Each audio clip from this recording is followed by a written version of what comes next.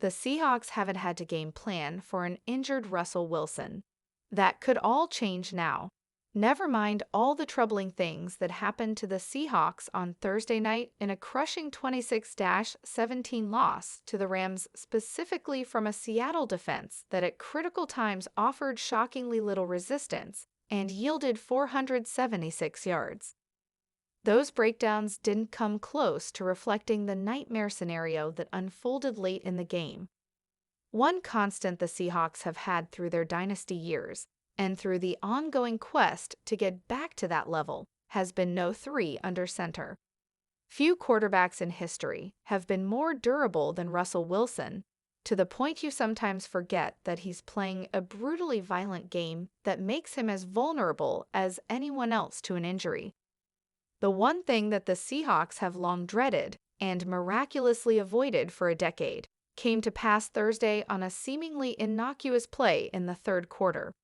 On an unsuccessful pass to Tyler Lockett, Wilson emerged with a badly sprained middle finger on his throwing hand, apparently from hitting onrushing Aaron Donald, a longtime nemesis.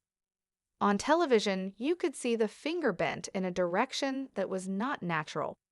Wilson tried to play one more series, but it was obvious that he could not grip the ball satisfactorily to lead the requisite pass attack it would take to overcome the Rams. Seahawks coach Pete Carroll said that Wilson and the medical staff concluded that it wasn't prudent for the quarterback to continue, which was a shock to the senses, because Wilson always had found a way to get back out on the field, no matter how dire it seemed. His replacement, Geno performed valiantly when forced into the game, producing 10 points in under 7 minutes that gave the Seahawks a shot to win.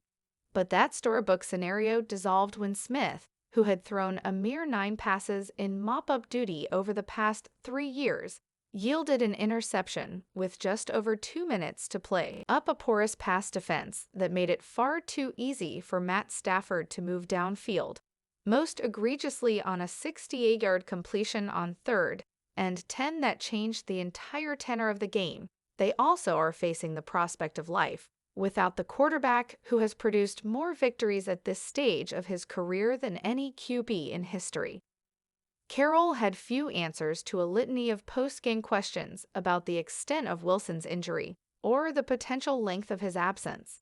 He did call Wilson one of the great healers of all time, which is a subtle way of saying that if anyone can find a way to play in Seattle's next game a week from Sunday in Pittsburgh, it's Wilson. He's been just remarkably durable, Carroll said. And what's the marvelous part about it is his attitude and how he approaches it. I mean, he is going to heal. He's going to heal himself.